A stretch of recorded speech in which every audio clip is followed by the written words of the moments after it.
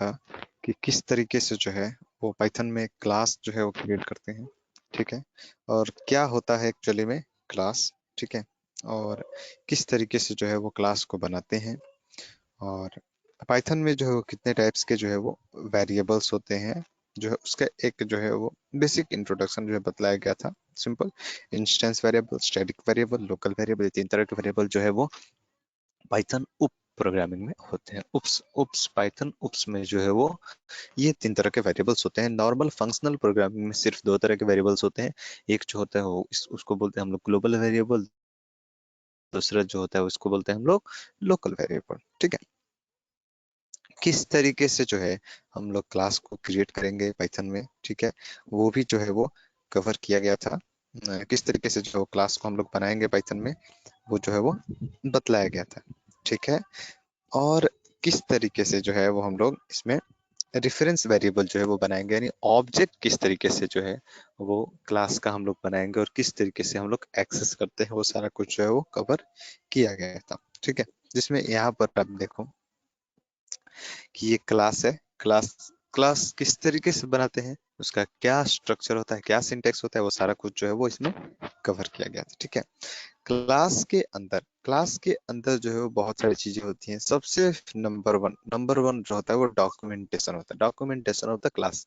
What is the meaning of documentation? Documentation का मतलब है ये पार्टिकुलर क्लास जो है वो किस लिए बनाया गया है, इसका जो है वो एक्चुअली में काम क्या है और किस तरीके से ये वर्क करेगा, वो सारा कुछ मतलब information related to the class वहां पर लिखा जाता है डॉक्यूमेंटेशन के द्वारा, ठीक है।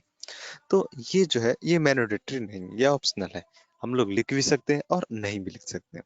सेकेंड वन जो है उसमें क्या होगा, कंस्ट्रक्टर। कंस्ट्रक्टर बनाते हैं class के अंदर। कंस्ट्रक्टर जो भी क्लास लोग बनाते हैं तो उसका मेन पर्पस क्या होता है कि डिक्लेरेशन और initialisation of the instance variable. Instance variable किसको बोलते हैं?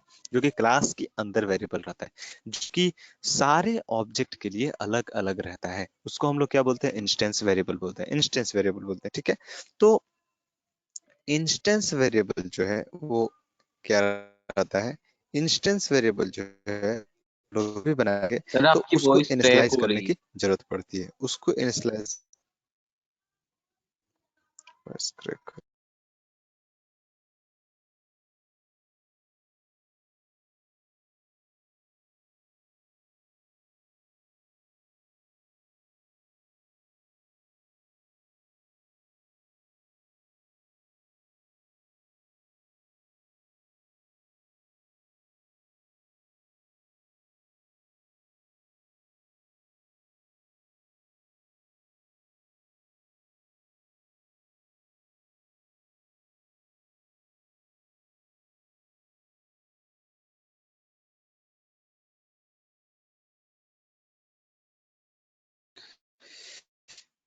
अब जो है इसमें देखते हैं कि किस तरीके से जो है वो हम लोग जो है वो इंस्टेंस वेरिएबल को इनिशियलाइज करते हैं। तो उसके लिए क्या यूज करते हैं, एक फंक्शन यूज करते हैं जिसका नाम underscore underscore init underscore underscore, ठीक है। और एक चीज आप देखो कि ये जो फंक्शन है इसका नेम ऑलवेज सेम रहेगा, ठीक है। इसमें कोई भी तरह का चेंजेस हम लोग नहीं कर सकते। लाइक मेरा मन है कि नहीं ये यूनिट ठीक नहीं लग रहा है, ये क्या नेम हुआ, ये ठीक नेम नहीं लग रहा है हमको, तो मैं जो है वो दूसरा नाम ले लूंगा कुछ भी अपने से। No no, we can't perform any modification in the constructor name, ठीक है। ये क्या है, एक फंक्शन है। सिंपल समझना कि एक मेथड, स्पेशल मेथड है जिसको हम लोग कंस्ट्रक्टर बोलते हैं। कंस्ट्रक्टर के बारे में हम लोग देखेंगे, इस पर जो है वो स्पेसिफिक हम लोग कुछ पॉइंट्स को डिस्कस करेंगे इसके बारे में, ठीक है। ये जनरली सिंपल होते हैं इनिशियलाइज करने के लिए को डेटा मेंबर्स को, जितने भी डेटा मेंबर्स मतलब वेरिएबल्स। वेरिएबल्स कौन कौन से हैं इसमें?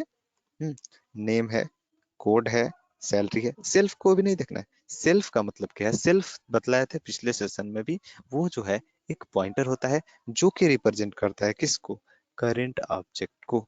करेंट ऑब्जेक्ट यानी करेंट ऑब्जेक्ट इसको कॉल किया जा रहा है उसको रिप्रेजेंट करता है, ठीक है। इसका एड्रेस एक्चुअली में कौन पास करता है, यानी कि ये जो पॉइंटर बना, ये जो ऑब्जेक्ट बना करंट ऑब्जेक्ट बना, तो कोई भी जब ऑब्जेक्ट बना तो कहीं ना कहीं वो मेमोरी लेगा ही। कोई भी एक ऑब्जेक्ट बना तो कहीं ना कहीं पर मेमोरी लेगा तो कुछ ना कुछ इसका मेमोरी होगा। तो ये जो पॉइंटर है, ये जो मेमोरी पॉइंटर है, एड्रेस पॉइंटर है, ये जो है सेल्फ सेल्फ ही पॉइंट करता है किसको, इसको। ठीक है।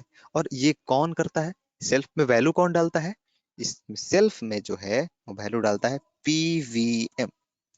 Have you heard about PVM? Have you heard about JVM? JVM, JVM stands for Java virtual machine. Java virtual machine. In Java programming language, one JVM program is there, which one is responsible for all the entire processes. Okay. In Java, same. In Python also, PVM is there, called Python Virtual Machine. Python Virtual Machine. Python Virtual Machine is responsible to assign the pointer value in self variable। यानी कि current object के को point करने के लिए, यानी कि उसके एड्रेस को सेल्फ वेरिएबल में असाइन करने का जो रिस्पॉन्सिबिलिटी है वो किसका है, पीवीएम का है। किसका है, पीवीएम, यानी पाइथन वर्चुअल मशीन का है। ठीक है। यानी कौन वैल्यू असाइन करता है, हम लोग तो असाइन नहीं करते हैं। आप खुद से देखो एक चीज, कि आप जैसे ही कॉल करते हो, यानी जैसे आप ऑब्जेक्ट लेते हो, यहाँ पर आप देखो टेस्ट, टेस्ट क्लास नेम है, और साथ ही साथ ये फंक्शन का साइन है, फंक्शन का साइन है।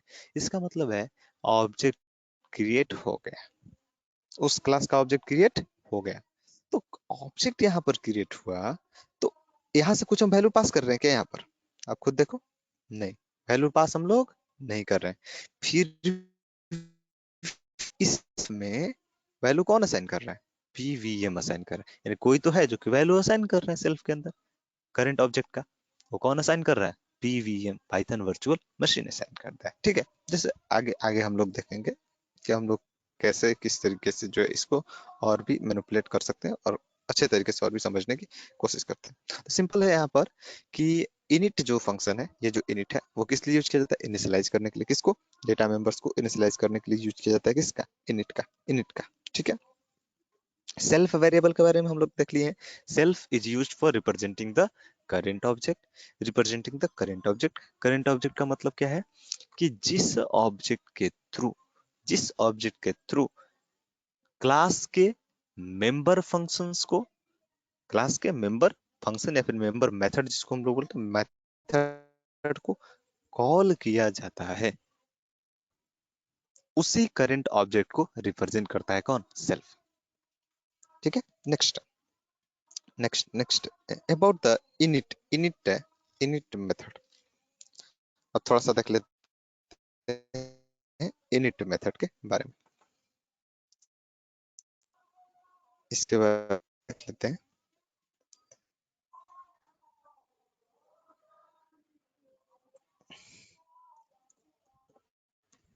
About init method, init method,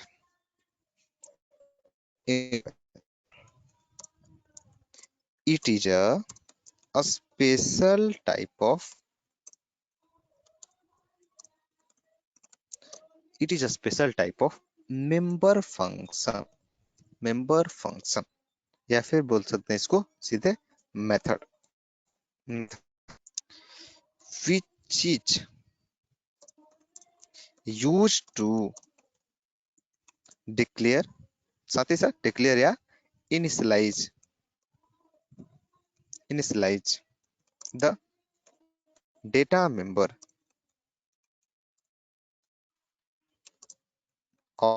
of the class। It is known as constructor. क्या इसको हम लोग बोलते हैं? Constructor. It is known as constructor. क्या इसको हम लोग बोलते हैं? कंस्ट्रक्टर बोलते हैं। ठीक है, यानी कि क्या बोल सकते हैं? Construct name in Python, Python will be always same, same, that is underscore init underscore. Are you getting the point? यानी कि कंस्ट्रक्टर का नेम जो है वो पाइथन में क्या रहेगा? ऑलवेज सेम रहेगा, that is underscore init underscore. Python में कंस्ट्रक्टर का नेम ऑलवेज सेम रहेगा। लाइक अगर चाहे, जैसे हम लोग सी प्लस प्लस में, जावा में क्या कॉन्सेप्ट होता था कि जब भी आप कोई भी कंस्ट्रक्टर बनाते हो, जो लोग नहीं जानते हैं जावा, डोंट वरी, वहां पर क्या कॉन्सेप्ट है, या फिर बाकी और भी प्रोग्रामिंग लैंग्वेजेस है, उसमें क्या कॉन्सेप्ट है कि जिस नाम का आप क्लास बना रहे हो उसी नाम का आपको कंस्ट्रक्टर बनाना पड़ेगा। ठीक है, कंस्ट्रक्टर मेथड बनाना पड़ेगा। बट यहाँ पर वैसा कोई भी रिस्ट्रिक्शन नहीं है। यहाँ पर क्या है कि कंस्ट्रक्टर का नेम, हाँ एक चीज है, आपको कंस्ट्रक्टर का नेम ऑलवेज सेम रखना है, दैट इज अंडरस्कोर इनिट। ठीक है, आप जिस क्लास में इसको रखिएगा अंडरस्कोर इनिट को, वो उसी क्लास का कॉरस्पॉन्डिंग कंस्ट्रक्टर बन जाएगा। ठीक है, देखेंगे हम लोग मोर देन वन क्लासेस पर भी देखेंगे, मोर देन वन क्लासेस के लिए भी हम लोग देखेंगे। ठीक है, खैर, constructor name in Python will always same, that is underscore init underscore। ठीक है, कंस्ट्रक्टर का नेम जो है वो क्या होगा? ऑलवेज सेम रहेगा, that is underscore init underscore। ठीक है, अब जो है कुछ जो है वो और भी टर्म स्पेशल। ठीक है, अब एक चीज हमेशा ध्यान रखना है कि जब भी कंस्ट्रक्टर बनाओगे, जब भी आप कंस्ट्रक्टर यहाँ पर बनाओगे अंडरस्कोर, ये सेल्फ वेरिएबल, ठीक है, self variable must be present. Self की जगह पर कोई और नेम ले सकते हैं, आप कोर्स ले सकते हैं, हम लोग देखेंगे कोई और नेम लेने पर भी ये वर्क करेगा। ठीक है, तो यहाँ पर एक और पॉइंट लिख लेंगे, क्या? whenever whenever we are creating the constructor self variable must be required। Self variable की जगह पर हम लोग लिख लेंगे at least one argument must be required। यानी आर्गुमेंट यहाँ पर जरूरी है। सेल्फ इसलिए नहीं लिखे हैं क्योंकि सेल्फ की जगह पर आप कुछ और भी दे सकते हो। ठीक है, यानी कि एक कोई भी आर्गुमेंट इसमें जरूरी है। ठीक है, कोई भी आप फंक्शन बना रहे हो क्लास के अंदर, ठीक है, कोई भी क्लास के अंदर आप मेथड बना रहे हो, नॉर्मल मेथड की भी हम बात कर रहे हैं, just leave about the constructor को भी आप छोड़ दो, एक नॉर्मल मेथड को भी आप गौर करो। जैसे विस नाम का एक नॉर्मल मेथड बनाए हुए हैं किसके अंदर? क्लास के अंदर। ठीक है, तो इसके अंदर भी हम लोग क्या किए हैं? सेल्फ जो है रखे हुए, सेल्फ जो है रखे हुए। Self is necessary for every method in Python. Method का मतलब है जो भी क्लास के अंदर हम लोग फंक्शन बनाएंगे पाइथन में, उसके लिए एटलीस्ट सेल्फ वेरिएबल जो है वो रिक्वायर्ड है। एक जो है वो पैरामीटर इसमें होना ही चाहिए। यही जो है वो आइडेंटिफिकेशन है किसमें? पाइथन में, कि ये मेथड है कि ये फंक्शन है। ठीक है, एटलीस्ट एक जो है वो यहाँ पर रिक्वायर्ड है पैरामीटर देना। अगर जो हम नहीं देंगे then it is not going to consider the method, it will show the error। हम लोग देखेंगे इसको। ठीक है,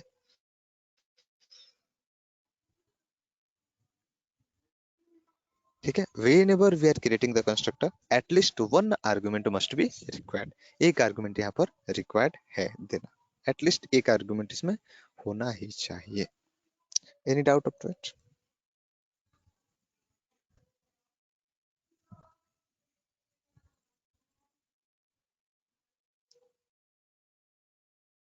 doubt? Any doubt to anyone?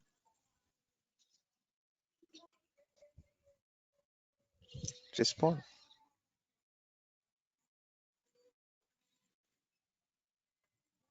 Any doubt is there with you? No, sir. Okay. Well,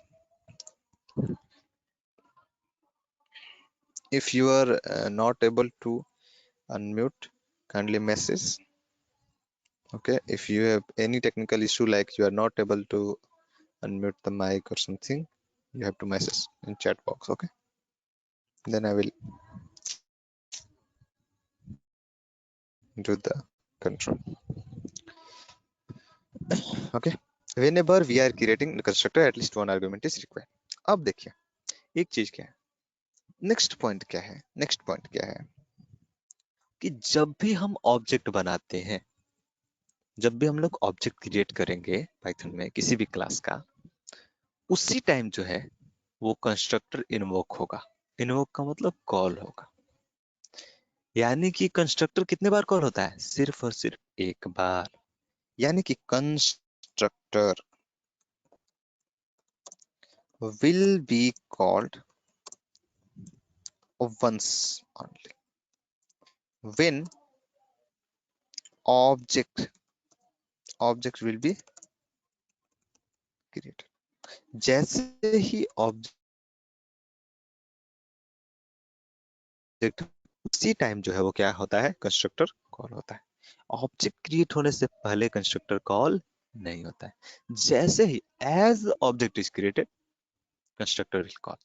और सिर्फ एक बार कंस्ट्रक्टर कॉल होता है, बार बार कंस्ट्रक्टर कॉल नहीं होता है।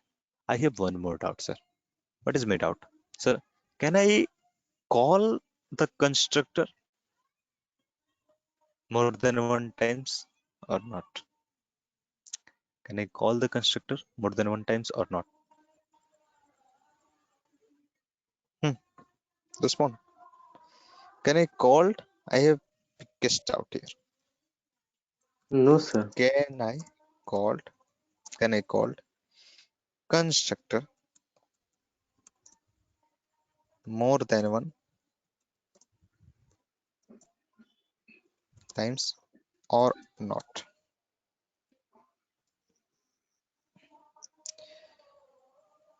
किसी का कहना है यस? No, sir. अभी अभी तो बताए हैं कि constructor will be called only once. किसी का कहना है कंस्ट्रक्टर सिर्फ एक बार कॉल होता है। ठीक है, remember, in any programming language, in any programming language, constructor will call only once, but in python, constructor twice, thrice and many times according to our requirement, but it is not proper thing, it is not proper thing to call the constructor more than once time, more than once. Okay, so but we can call or not? Yes, we can call, no issue is there. Okay, because Python में जो है constructor जो है एक normal method की तरह available है। आप खुद से देखो, पाइथन में डीईएफ के द्वारा जो है वो डिनोट किया जा रहा है, एकदम नॉर्मल फंक्शन की तरह इसको क्या किया गया, बनाया गया है। तो अगर हम लोग चाहें तो ऑब्जेक्ट का यूज करके कंस्ट्रक्टर को एक से ज्यादा बार भी कॉल पाइथन में हम लोग कर सकते हैं, इसमें कोई इशू नहीं है, but no use. Okay, no use of that one.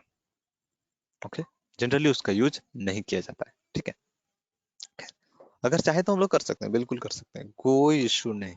ठीक है, मोर देन वन टाइम्स भी हम लोग कंस्ट्रक्टर को कॉल कर सकते हैं, बट जनरली ऑटोमेटिक कितने बार कॉल होता है?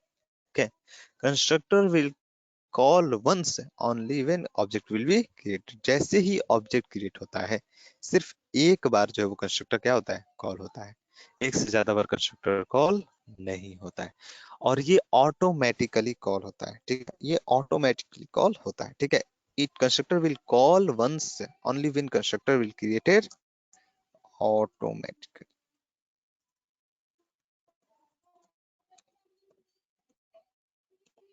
ऑटोमेटिकली ये कॉल होता है, इसको कॉल करने की जरूरत कंस्ट्रक्टर को नहीं पड़ता, ये ऑटोमेटिक कॉल होता है। देखेंगे हम लोग कैसे ऑटोमेटिक ये कॉल हुआ कि नहीं हुआ। I will I will go, let me show the, okay, this all class, taking only one class, test is the class, okay. Inside test class I'm taking one uh, what construct like init, okay, एक variable तो रहेगा ही self, I am taking here. Simple क्या है, constructor के अंदर कुछ message रख देते हैं, क्या लिखते हैं message, hello this is constructor calling, hello this is constructor calling, ये क्या कंस्ट्रक्टर कॉलिंग है, दैट्स ऑल, सिर्फ ये लिखते हैं। एक और मेथड बना लेते हैं विश नाम का, मतलब विश कोई भी मैसेज मेथड दे सकते हैं,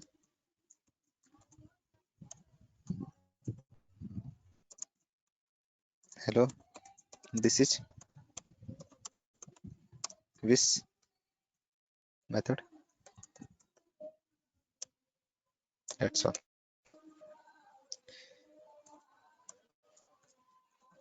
टेस्ट सॉरी ऑब्जेक्ट ऑब्जेक्ट इसका, ठीक है, टेस्ट टेस्ट क्लास का ऑब्जेक्ट, सिर्फ इसमें क्या लिखे हैं कंस्ट्रक्टर में, कुछ भी नहीं लिखे हैं, you can see here only message is there, ना तो कोई वेरिएबल को इनिशियलाइज किया ना कुछ किया, सिर्फ मैसेज दिए, ठीक है, मैसेज दिए सिर्फ, ठीक है। इसको देखना है एग्जीक्यूट हो रहा है कि नहीं, अगर जो ये एग्जीक्यूट हो गया ऑब्जेक्ट बनाने के साथ ही, तो इसका मतलब क्या है, ये ऑटोमेटिक कॉल हो रहा है, ठीक है। तो ऑब्जेक्ट बनाते हैं, क्या इसका सिंटेक्स ऑब्जेक्ट बनाने का, object name OBJ equal to that's all, this is the way to create the object. जैसे ही ऑब्जेक्ट क्रिएट किया वैसे ही कॉल हो जाए, कौन सा इनिट, देखते हैं कॉल होता है कि नहीं, let me open the command prompt,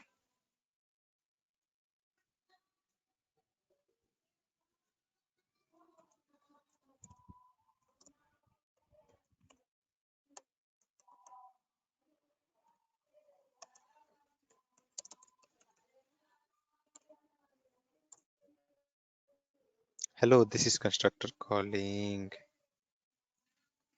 अब आप खुद से एक चीज गौर करो, यहाँ पर दो मेथड बना हुआ है, कौन कौन सा मेथड है, एक कंस्ट्रक्टर है मेथड, दूसरा मेथड है नॉर्मल मेथड विस मेथड, क्या विस कॉल हुआ, रिस्पॉन्ड, विस भी एक मेथड है, विस विस भी जो है एक मेथड है, क्या विस मेथड कॉल हुआ, यहाँ पर भी सेल्फ होगा ही, ठीक है, विस मेथड कॉल हुआ क्या, नहीं हुआ call, but init method automatic call हुआ, रीजन क्या है, विस मेथड कॉल नहीं हुआ, इनिट मेथड ऑटोमेटिक कॉल हुआ।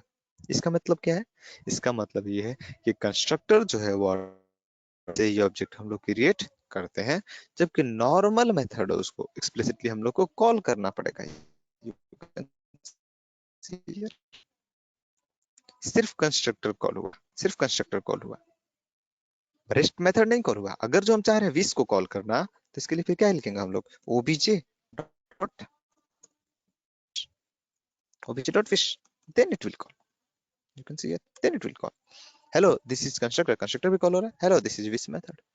या विस मेथड कब कॉल हुआ, जब ऑब्जेक्ट का हम लोग यूज किए, एक्सप्लिसिटली मैनुअली हम लोग उसको कॉल किए, तब वो कॉल हुआ। Are you getting the point और not,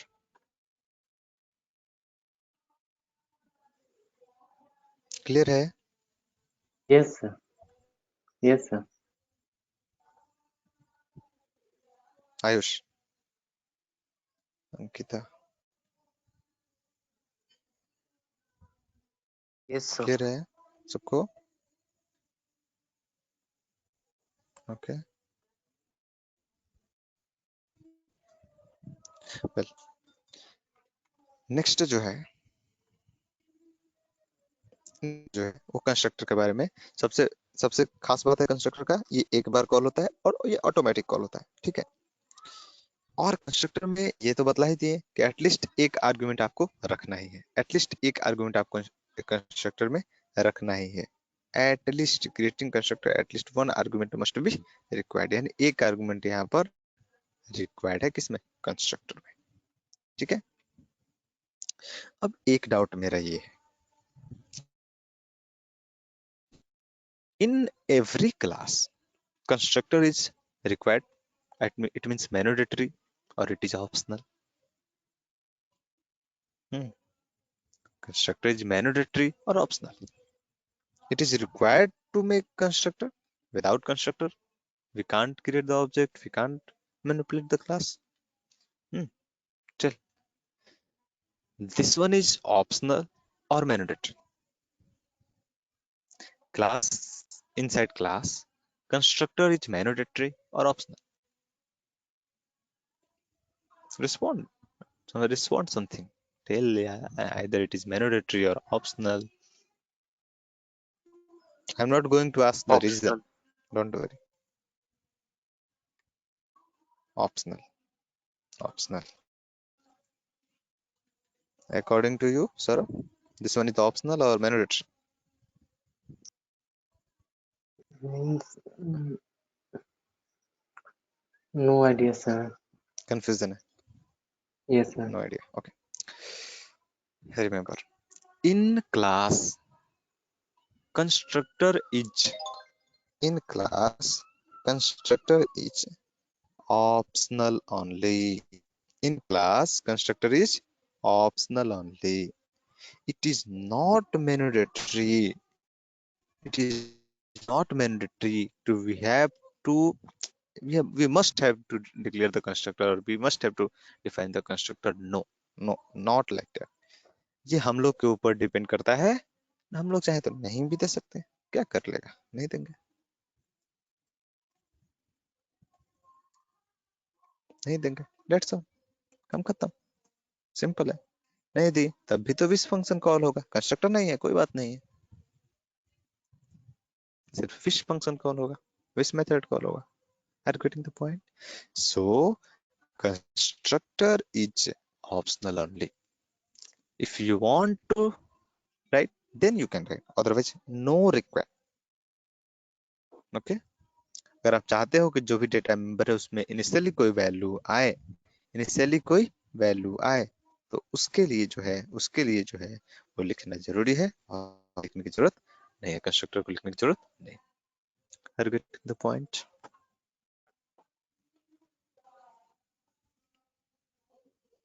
Yes, sir. Hmm.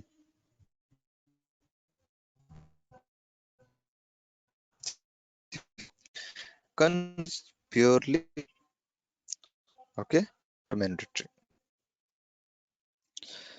Well, next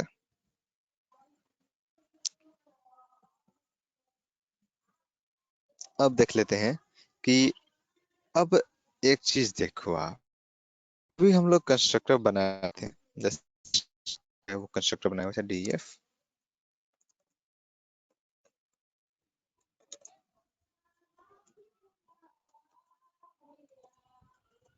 ठीक है, जो भी कंस्ट्रक्टर बनाए हुए थे, तो उसके अंदर बहुत सारे हम लोग क्या लेते थे, डेटा मेंबर्स लेते थे, self dot name equal to, हम लोग लिखते थे Ravishankar, self dot self code equal to double, self dot city equal to Gaya something, ठीक है, ओके। तो ये जो है वो जितना भी हम लोग लेते थे डेटा मेंबर्स का मतलब variable, normal variable, okay, name code city ये सब वेरिएबल है। तो इसमें एक्सप्लिसिटली हम लोग वैल्यू डालते थे यहाँ पर, उसी टाइम में वैल्यू डालते थे। तो जितना भी ऑब्जेक्ट हम लोग बनाएंगे इस केस में सपोज करो आपने एक ऑब्जेक्ट बनाया obj1, ठीक है, उसी तरीके से आपने 4 ऑब्जेक्ट बना लिए, obj2 3 BJ4। ठीक है, तो 4 ऑब्जेक्ट आपने अगर जो बनाया है बाबू, अगर आपने 4 ऑब्जेक्ट बनाया है, इसका मतलब है कि इन चारों ऑब्जेक्ट के लिए कंस्ट्रक्टर कॉल होगा। हम्म, चारों ऑब्जेक्ट के लिए कंस्ट्रक्टर कॉल होगा। जाहिर सी बात है, अगर आपने 4 ऑब्जेक्ट बनाया है, इसका मतलब 4 जो यहाँ पर इस तरीके से फिजिकल मेमोरी में क्रिएट होगा। ठीक है,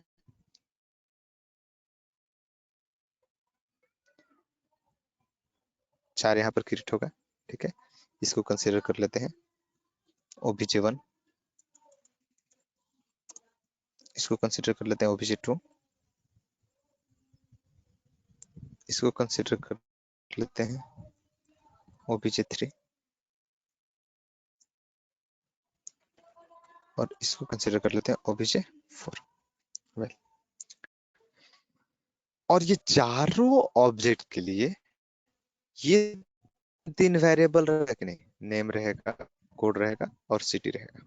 रहेगा ना? Respond, name, code, city, name, code, city,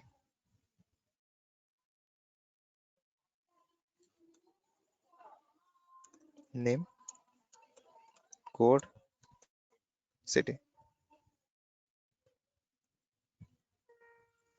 name, code, city. ये चारों ऑब्जेक्ट के लिए अलग अलग रहेगा। ठीक है, बट आप एक चीज गौर करो कि चूंकि सबके लिए ये सेम ही कंस्ट्रक्टर, सबके लिए ये सेम ही कंस्ट्रक्टर कॉल हो रहा है, और इस कंस्ट्रक्टर के अंदर वैल्यू जो है वो फिक्स है। वैल्यू क्या है? फिक्स है। यानी कि इसके अंदर रविशंकर है, नेम के अंदर, कोड के अंदर 3001 है, सिटी के अंदर गया है। तो सारे ऑब्जेक्ट के अंदर सेम ही वैल्यू रहेगा। यानी इसके अंदर भी का वैल्यू क्या रहेगा? रविशंकर। कोड का वैल्यू 3001, सिटी का वैल्यू क्या रहेगा? गया।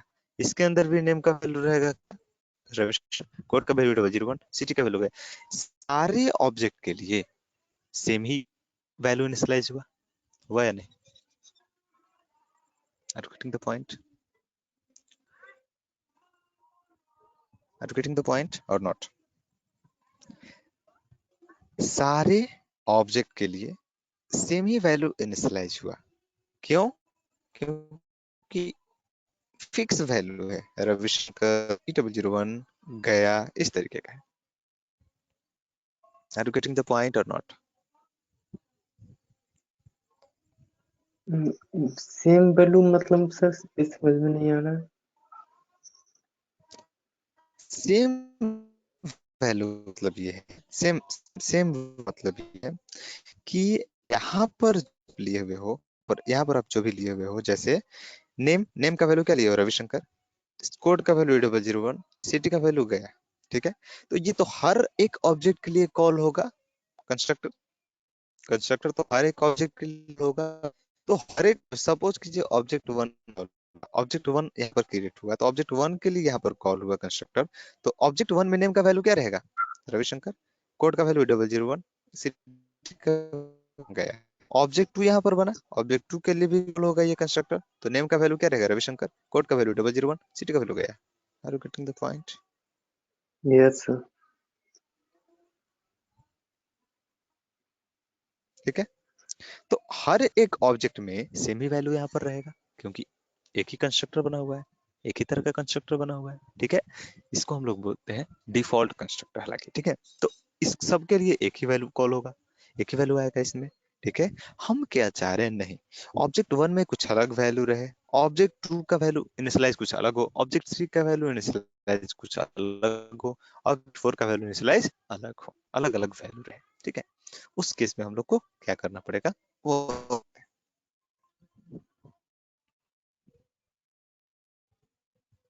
जैसे जैसे यहाँ पर आप देखो, हम चाह रहे हैं कि इस नेम के अंदर वैल्यू फिक्स नहीं रहे। ठीक है, इस नेम के अंदर वैल्यू जो हम पास करें वैल्यू, ऑब्जेक्ट क्रिएट करने के टाइम में सिर्फ और सिर्फ वही वैल्यू यहाँ पर शो होना चाहिए, ये वही वैल्यू जो है रहना चाहिए। तो पास यहाँ से करेंगे क्या, वैल्यू को। ठीक है, तो ऑब्जेक्ट वन जब फर्स्ट ऑब्जेक्ट क्रिएट हुआ तो उस केस में वैल्यू क्या रहेगा, रविशंकर। नेम का वैल्यू, कोड का वैल्यू E001, सिटी का वैल्यू गया। ओके, तो चूंकि ये भी एक फंक्शन है, यहाँ पर एक फंक्शन कॉल हो रहा है, कौन सा, इनिट फंक्शन। तो यहाँ पर तीन वैल्यू यहाँ से पास कर रहे हैं। ठीक है, कितना वैल्यू पास कर रहे हैं, रिसीव करने के लिए भी तीन वेरिएबल होना चाहिए यहाँ पर। कोई भी तीन वेरिएबल, नेम, सिटी और सिटी, ये तीन नाम, तीन जो है वेरिएबल ले लिए, ताकि ये तीनों वैल्यू जो कि पास हो रहा है यहाँ से, फर्स्ट वैल्यू किसमें चला जाएगा, नेम के अंदर। सेकंड वैल्यू किसके अंदर चला जाएगा, सिटी के, इस कोड के अंदर। थर्ड वैल्यू किसके अंदर चला जाएगा, इस सिटी के अंदर। क्लियर है।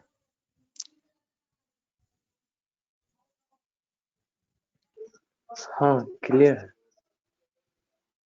ठीक है, तो अब बोलिएगा सर यहाँ पर तो आप फोर वेरिएबल लिए हुए हैं, फोर आर्गुमेंट लिए हुए हैं, बट यहाँ से तो आप तीन ही वैल्यू पास कर रहे हैं। हाँ, फोर इसलिए लेंगे क्योंकि एक सेल्फ जो है वो मैनोडेटरी है, सेल्फ मैनोडेटरी है। ठीक है, इसलिए यहाँ पर कितना लेना जरूरी है, फोर, एक सेल्फ जरूरी है। ठीक है, हर हाल। अब यहाँ से भी वैल्यू पास, अब यहाँ साइन करेंगे तो A का वैल्यू नेम में आ जाएगा, सिटी का वैल्यू कोड में चला जाएगा, सिटी का वैल्यू चला जाएगा सिटी में। ठीक है, अब यहाँ पर देखो, यहाँ से कोई अलग वैल्यू, जैसे रश्मि का कोड का value E002,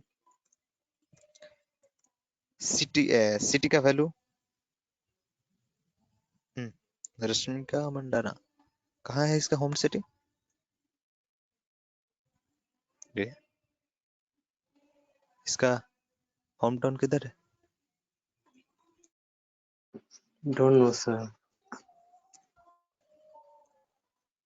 Bengaluru. She is Kannada actor, Kannada actress, Kannada actress only. Sir But Viraj she please. is working in both Kannada also. Huh? I'm not talking about home. I'm just about this town or something like Bangalore only.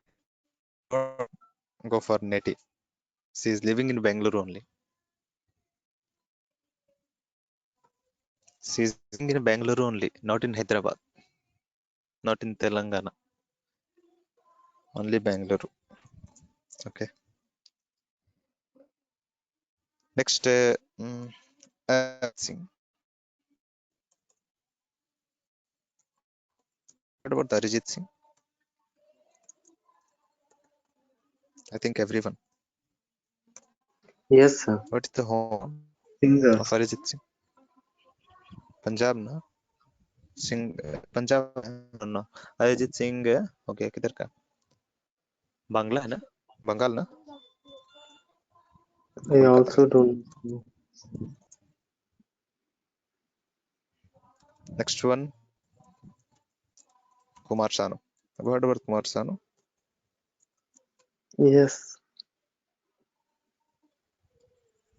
Who is Kumar Sanu, singer. Singer, very famous singer in 90s। ठीक है, खैर, तो ये जो है उस जितने भी ऑब्जेक्ट हम लोग क्रिएट किए सब में अलग अलग नेम है यहाँ पर। ठीक है, अब कैसे पता चलेगा कि अलग अलग नेम है, क्या है, प्रिंट कराएंगे तब तो पता चलेगा। यहाँ पर सिर्फ प्रिंट के जगह पर यहाँ पर क्या करते हैं, डिस्प्ले नाम का एक फंक्शन बनाते हैं, विश के जगह पर डिस्प्ले नाम का एक फंक्शन बनाते हैं, डिस्प्ले नाम का प्रिंट, जिसके थ्रू डिस्प्ले कॉल करेंगे, जिस ऑब्जेक्ट के थ्रू डिस्प्ले कॉल करेंगे ये उसी का कॉरेस्पॉन्डिंग वैल्यू डिस्प्ले करेगा। ठीक है, name equal to, name equal to self dot name,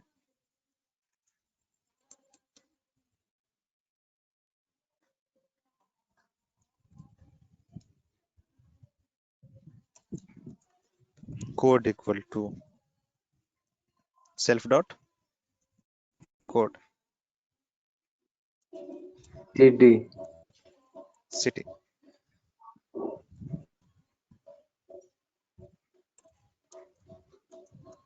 city. ये जरूरत नहीं है।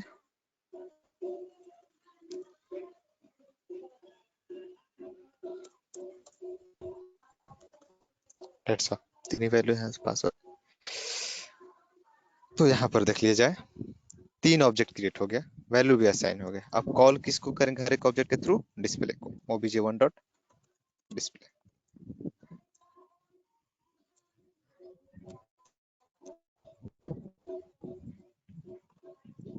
obj2, obj3, obj। क्लियर है? देखते हैं कि क्या हो रहा है।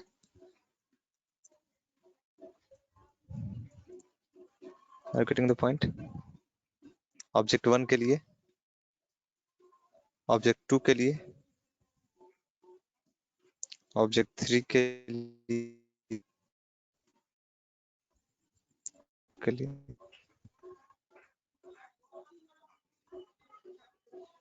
यहाँ तो, यहाँ पर थोड़ा सा अगर जो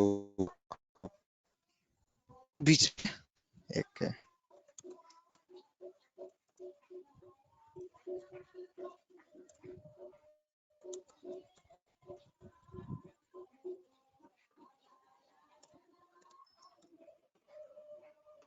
स्पेस दे दें, यानी शो करेगा या थोड़ा स्पेस के साथ। अब देखो चारों ऑब्जेक्ट क्लियर है। ये ऑब्जेक्ट 1 का वैल्यू है, this one representing the object 1, this one representing object, this one representing object 3, this one representing object 4।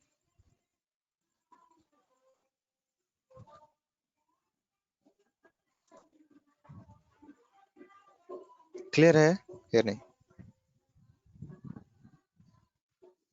yes clear okay.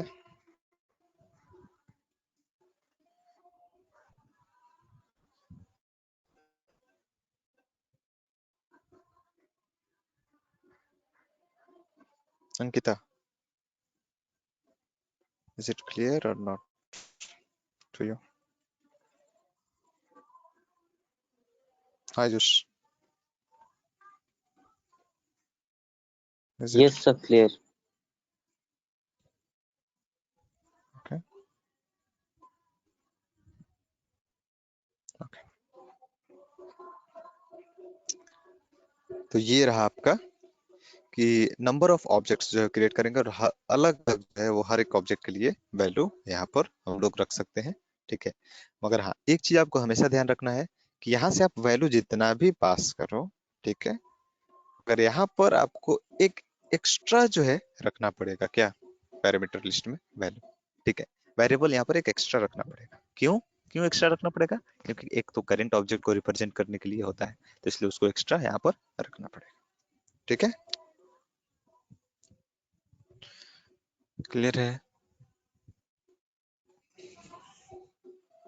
Hmm, clear है या नहीं? हम्म,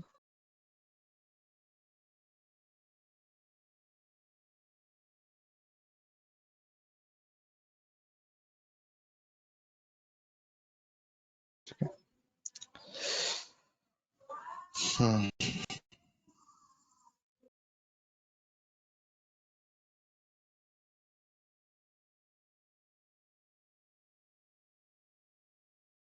टुडे